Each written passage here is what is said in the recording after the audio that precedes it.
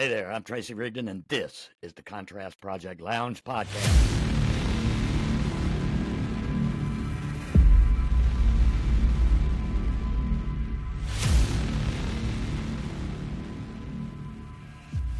In this podcast, each episode is a journey through captivating interviews, engaging dialogues, and personal anecdotes that explore the depths of arts, culture, politics, and everything in between. My goal? To leave you inspired, informed, and entertained. Often random, but always relevant, always real, and practically nothing is off limits. So whether you're an art aficionado, a political junkie, or simply someone seeking a fresh perspective, this podcast is for you. Are you ready for this? Let's do it. Welcome back to the program. I want to thank each and every one of you for being here today. Joining me on the show today is Jacksonville's very own Miss Hope McMath. Hope, how are you doing? I'm good. How are you? I'm glad to be with you. Oh, I can't complain. Like we were saying beforehand, can't complain. Now, I wanted to start out actually a little bit about one of your more recent endeavors. And that was being part of the transition team. Given your extensive background in arts and education and leadership and so forth, you're a perfect pick for the job. The transition team for the new mayor, Donna Deegan of Jacksonville, Florida. Tell us a little bit about that experience. Well, first, I mean, it was a real honor to be asked to do it. I was actually very reluctant to do it because I knew it was important, and I knew it was going to take somebody really giving an awful lot of time and energy and focus to it. And I was convinced to do it, and so did, and actually did that work with a remarkable committee of folks from our community, which was one of the real highlights of doing that work. We just actually wrapped up the work at the time that we're recording this. The final report to the citizens of Jacksonville has been published. And so it's very clear that our new administration under Mayor Deegan is really committed to arts and culture, and not just committed through language, but really ready to put some resources and attention and amplification around the role of the arts in the vibrancy and health of this city that we all call home. And so I'm really proud of the work that we did, and it actually ended up being a whole lot of fun and actually pretty courageous work, because some of the recommendations we made actually might surprise a few people. And, some of it would be the kinds of conversations people in this city have been having a long time. We didn't invent it. We built on some of the good work that's happened before us, for sure. That's fabulous. I was talking with someone else that had helped with some of the transition, Stephen Dare, about 2 weeks ago. And he had mentioned one thing that was fantastic that I thought that he had mentioned was that there's going to be some grant money available to individual artists. Yes. I mean, that was probably one of the most significant things to come out of the work. Mayor Deegan had been very clear that one thing that she wanted to address was how we retain creative talent in this city. Mm-hmm. And of course, that looks lots of different ways, right? It includes opportunities and venues where people can share their art. It includes having a livable city, which is really critical, right? Sure. Can people actually afford to live here? And are we a vibrant, interesting enough community and welcoming enough community for artists? But also it comes down to dollars, right? And so it does look like we are going to have, for really the first time in a long time, grants for individual artists and creative entrepreneurs. So these are going to be dollars that the city puts forward, not just for nonprofit organizations, but for the people who are actually the drivers of arts and culture in the city. And I think that is going to be a remarkable boost for our community, not just the artists, but for everybody who gets to partake in what artists have to offer. Yeah.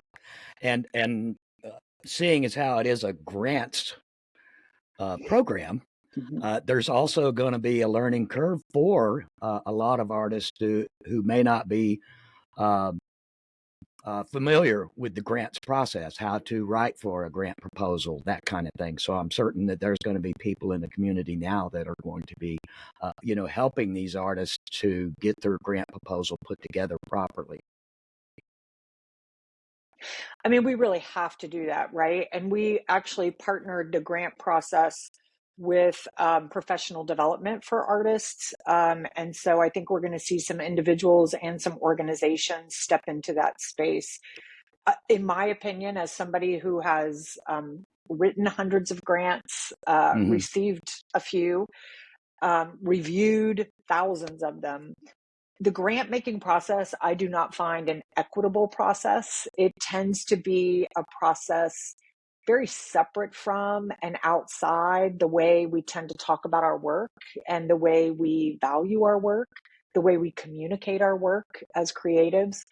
And Yeah. yet, we're in this system that sort of requires Yeah. certain things Yeah. to happen before we can pull down those Yeah. dollars. So our goal is to both change the system, but also help artists navigate the system that exists to their own benefit. So I do think we'll see lots of help as new folks enter this world of grant making and grant receiving. That's just fabulous. And I would say that there's a lot of people out there that would be willing to jump in and help. I know that there's a handful. There's got to be. I Let's agree. jump on to some of our meatier subjects here. Uh, uh, Viewing art as a catalyst, the way you do, art in activism, Mm, or as they say, artivism. Uh, how mm. do you believe that art serves as a catalyst? I'm sure there's many really good reasons, but in your own words, serves as a catalyst for social change. And could you share maybe a couple of projects that you've been involved in as a catalyst for change using art? Yeah, thanks for the question. It's sort of a big one. One, I think artists, which we were just talking about, the role of individual artists, really sit Mm-hmm. at the heart of that. I think artists have a way of both envisioning the world that can be, Mm-hmm. but also have this incredible ability to speak truth in the various art forms that are available to them. And often the speaking of those truths through the arts tend to create pathways for people to enter into these challenges that we're all faced with. To say we are a divided world would be an understatement, and Certainly. to say that we don't have huge mountains that we need to be climbing for our collective progress is also an understatement. And artists can both see on the other side of that mountain, and they can also create the means in which we actually all want to even climb that mountain together. And so, yeah, I'm a huge believer in it. I mean, I'm really involved in things like the world of arts and healing and arts and wellness, which I think is part of this catalyst for change, right? When we are able to be our whole selves, when we are able to heal our personal wounds, our social wounds, I think that then creates fertile ground for us to be able to move forward. And I've been in multiple projects, whether those take place actually in healthcare settings or whether they're in cultural spaces where people are brought together to do that kind of grieving and healing, but using art to do it. But I've also seen art play a more radical role, a role actually in the streets. Mm-hmm. I mean, history's full of it, right? Certainly. But we see Certainly. it even happening in our own community where there are issues that are in front of us that need sometimes a language for catalyzing people that is not just the slogans and the statements, but where you have a visual language and you have um, the use of song and the use of poetry and the use of theater as a way to sort of amplify and shine a light on issues that matter. And maybe most importantly, to lift up stories that help us actually understand and feel more deeply.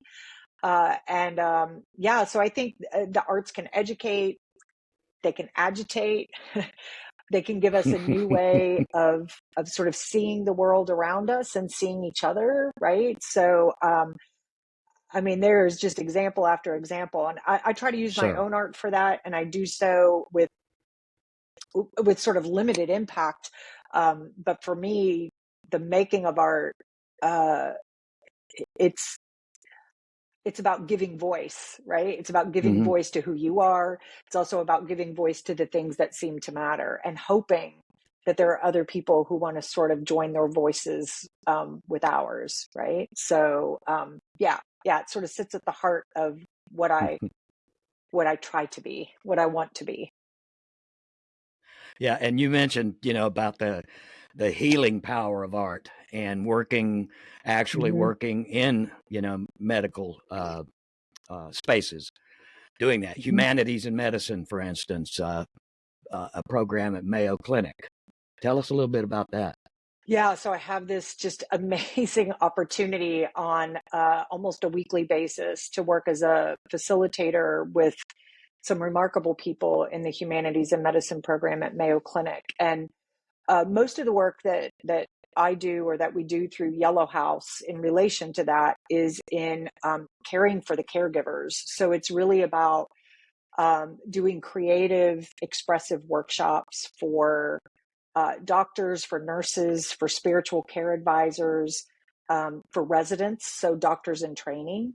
And we use the arts as a way for them to tap into their own humanity, to build their empathy skills and their empathy muscles, and to find respite. I mean, we're talking about people who work as hard, if not harder, than anyone else in very difficult uh, uh, circumstances, often surrounded by loss. And even those roles of being a doctor and a nurse have become somehow controversial in recent Yeah. years. And so we also try to show them how they can use the arts as a place of their own healing, right, and their own respite. And that work is some of my very favorite work to do. It's really powerful, and I know healers go beyond just those that work within a medical setting. And so what I learned Hmm. from them in the work also feeds other work that I try to do. But yeah, it's good stuff. It's very good stuff. I spent 22 years in the medical field, and so it's Uh, definitely good stuff. The musicians come into the hospitals and play their flutes or their violins, mhm, or we had one fella coming into the ICU kind of on a mhm. regular basis at Downtown Baptist who played one of those wooden Indian flutes, and man, he could make that thing sing. Yeah, And the patients would just sit around and just yeah. watch him, and they just felt better when he was done. It's interesting. We actually just had a session last week here at Yellow House, and we did a drum circle, a sound circle with these caregivers, and many of them hadn't touched a musical instrument since they were children, and they were reminded about the power of just taking 5 or 10 minutes to do something that is creative, something Hmm. that invites you to be really present in that moment, not worrying about what's next, not worrying about the mess Yeah. that you may have left at home that morning, but to be really present with yourself and with other people. And so when they can recognize how much they need that, it then means they are more likely to even prescribe that for their Hmm. patients and Yep. patient families. And so it makes this beautiful sort of circle in which people get connected. I just, again, my mom was a lifetime nurse. She was a critical care nurse for, oh my gosh, what would that be? 50 years. And nursing was never something I was interested in. I was always interested in the arts. But it is interesting that so much of my work now, and even 15, 20 years ago, was really focused on this sort of connection to healing. I just do it Hmm. in a really different way than my hardworking nurse mother did. It is certainly hard work. I can attest to that. 22 years in the ICU. Uh, now, Oof, it's a lot. yeah. Now, also, you had mentioned previously here, excuse me, you had mentioned that the you as art as a catalyst, and part of that is more than just like the slogans and so forth, but Mhm. the visual appeal, the visual, space that it takes up. And then people can remember certain things because of a tagline or a slogan. Uh, Mhm. Back, Mhm. when Black Lives Matter, and Mhm. currently, more recently, a lot of the stuff that's been going on well, throughout the South, but in Jacksonville in particular, and in your case, take 'em down, Jacks. Mhm. It's a slogan Yes, that yes, we all know what the heck it that is. means. Yes, yes, yes, yes. Right. So with Take 'em Down, the role of art is a complicated one, right? Because a lot of people would say those monuments themselves are works of art, and how dare we talk about, trying to remove those from the public sphere. Uh, uh, I happen to believe, and I stand alongside a whole amazing group of people who believe that those are more propaganda by far than they are art, and were put up under false pretense, were put up to diminish and really terrorize Hmm. members of our community. And so for about 7 years in Jacksonville, we've had a small, mighty, tenacious group of folks that is getting larger, thank goodness, who are interested in getting these monuments removed. And we've had some success, but we're still working on it. And it's a critical time right now for seeing Yes. that through, because we've got some things in front of us that might take away the ability to remove those monuments, at least in the near term. So yeah, I just think it's past time. And I think our community, for the most part, is ready for those to go. They certainly are. You're talking about you're talking about thousands of monuments throughout well, the whole East Coast, Hmm. really, but a lot in the South, Yeah. Southeast, and so forth, that were Yep. erected during the time Yep. of Jim Crow. And like you said, they were erected for a reason. It was to, basically terrorize the black community, to tell them, hey, we're still in charge. This is our monument, and we're going to put this up here in your neighborhood so that you can see it and be reminded that we are in charge.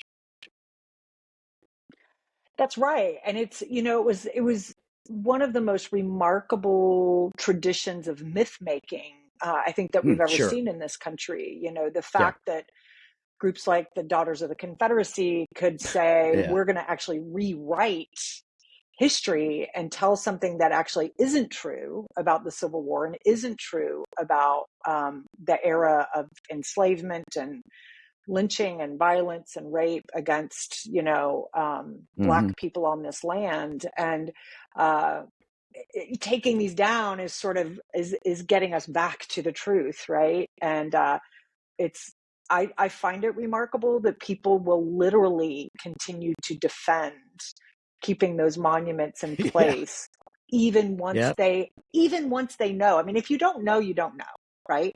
But once educated and once you are aware of when these were put up, who put them up, you read the texts of the speeches that were made when they Hmm. were, inaugurated and christened.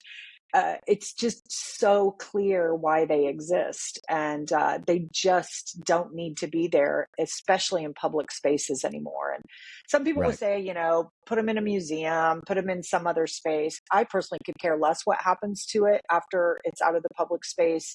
I have a good friend who's been leading really important work in Charlottesville, and they actually took the Lee Monument, the very infamous Robert E. Lee Monument, and they have melted it down, and they're going to turn that metal into something beautiful. And I like that kind of process. I like the process of not just locking the monument up in some warehouse until somebody figures out what to do with it, but to really like reckon with that history. What does it look like to like literally reclaim that metal and that stone and do something gorgeous with it? To me, that's what healing looks like. But of course, not everybody would agree with that. So that is true. It is going to be a hurdle. I understand that Mayor Deegan is behind removing these monuments. Also, that it's one of the larger monuments, the one we speak of, the Daughters of the Confederacy in Springfield Park. It's going to be hard to get that one taken down. I believe it's going to happen one of these days. But then you have to also look at that one that's right downtown near the river, the one of Andrew Jackson. And Andrew Jackson, yes. And that would that would be a tough battle. There are some folks in Jacksonville that don't want to have any part of that. Hey, Jacksonville, it's named after our leader and all this. And little do most of them know that the man never even came to Jacksonville. That's right. That's right. So here's something interesting about that. And you're right. I mean, I'm not foolish enough to think any of this is simple. If it was simple, it would have already been done, right? And so taking down the women of the Southland will be hard. It will be more expensive if we stay focused on preserving it. If we just pull that stuff down and get rid of it, we can do this. We can do this. The Andrew Jackson sculpture, I think, is just as egregious, if not more so. That is a figure from American history who created such remarkable harm to the indigenous folk of this land, to Black folk of this land, and to honor him, which is what putting up a large sculpture in a public space is. It's not about education; it's about honoring people. I think even though our city is named after him, historically, it doesn't make any sense that we're named after him. And actually, the Arts and Culture Committee that was working on behalf of the transition made the recommendation to absolutely remove it, but to not be so foolish to think that we're going to actually rename the city. But we can reclaim who it's named after. We're not saying we need to change the world's maps that have Jacksonville on it. But I do think we can creatively think about how do we call up that name Jackson and it not be Andrew Jackson, but be another Jackson. And so we're really interested in that kind of creative thinking about what progress can look like. And so I actually happen to believe that sculpture too will come down. And the emblem of that guy doesn't need to be on our city flag. And, I think there's a lot of work to do, and it may take a while, but we're not going to stop working on it. That's fantastic. Okay. Moving on, as we continue to talk about art as a catalyst, I know about your involvement with the Jewish community, the Holocaust Memorial Gallery. And we'll move on to something else too after this. But the Holocaust, being a facilitator for the Memorial Gallery, it certainly had to involve navigating some emotionally charged subjects. Yes. I seem to have this as a theme in my life. Yeah. Right. None of the work is terribly light, but again, grateful to be doing it. I was brought in to curate the Holocaust Memorial Gallery locally when they were actually building the space to house a Holocaust memorial, the first one, anywhere within this region. And it's located at Jewish Family Community Services, which is a remarkable agency, which is really a social service agency that serves tens of thousands of people a year. But one of the groups that they serve are the remaining 100 or so Holocaust survivors that live between Palm Coast and Fernandina. And so it is really as a commitment to those folks that the memorial was created. We chose to then wrap a small gallery around it to give us an opportunity to have exhibitions that would speak to the themes of our common humanity, issues of tolerance and solidarity, as well as the real specific information around genocide. And so we've had a series of exhibitions within that space that I've been very fortunate to co-create with other folks near and far.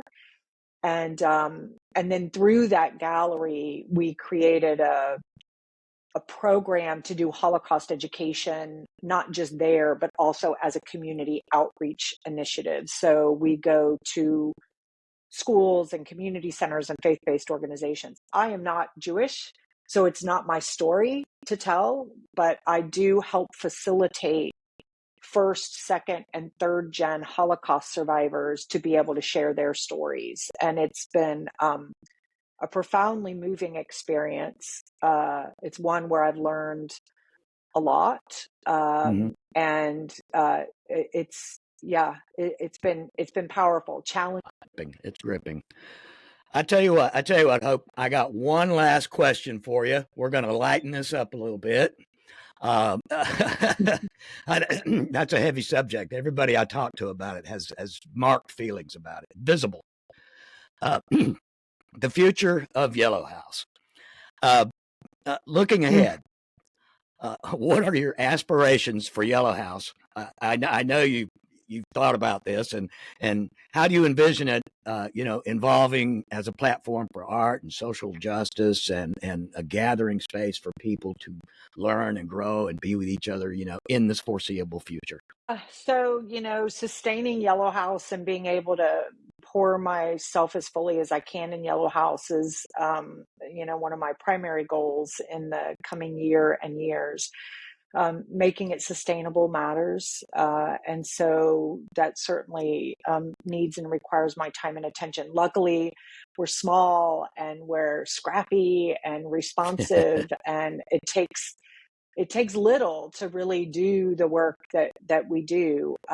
But the work I hope matters to Jacksonville. I know it matters to our more immediate communities of the artists and the poets that we work with, the young people whose activism we try to support, the causes that we care about, our immediate neighbors, and making sure that those who live around us also are sustained both in sort of body and spirit. And so, my hope is to continue to do exhibitions that matter with artists who have important things to say, to be a space where people can find their creative voice if it's one that they haven't tapped. I want to put food in the bellies of those who don't get that 3 meals a day, and really just to have a space that is gracious and that is just and is open and is a place to find joy and where we find one another. I mean, people ask me all the time, like, what's next for Yellow House? And I feel like Yellow House is still evolving, very much so. It's still in its infancy because it's not my project.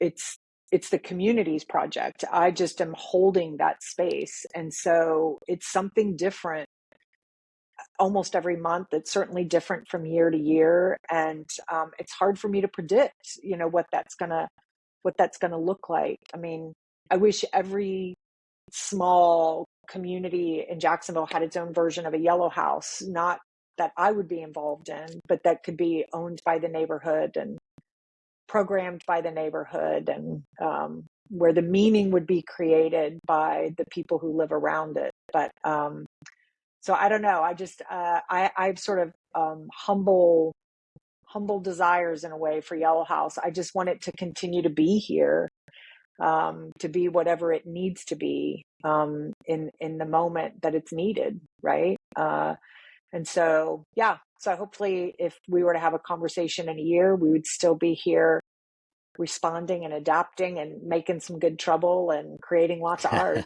That would be my hope. And you just celebrated, what, 6 years over there, correct?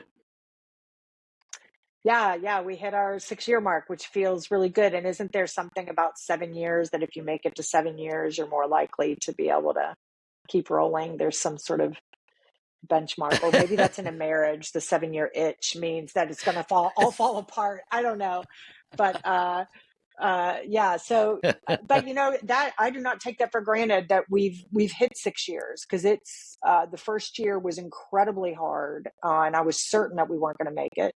And then during COVID, if there had not been support coming mostly from outside our community, but also from within Jacksonville to keep us going.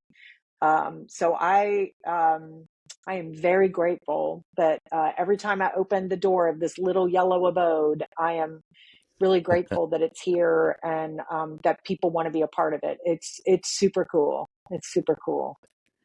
It is very cool. It is very cool. And I tell you, it's been very cool talking with you. It's always a joy to talk with you, Hope. Thank you. You always have an uplifting message for people, no matter what it is. And you're certainly more than welcome to return to this podcast anytime. Thank you so much. I always love seeing you in person, and this was super fun too, because I love watching all the interviews that you do. So it was an honor to be with you today. I appreciate you. Oh, thank you so much. And we'll see you soon in person. Bye. Yes. Well, that's a wrap. Another fantastic episode of the podcast. You can find us on all the social media platforms, wherever you surf: Facebook, Instagram, Twitter, X, Threads, wherever. Don't forget to like, share, and comment. And on our YouTube channel, don't forget to like, share, comment, and smash that subscribe button. If you're streaming audio for the podcast, you can find us wherever you get your favorite podcast programs. In the meantime, I like to tell everybody, take care of yourselves and each other. Until next time, peace.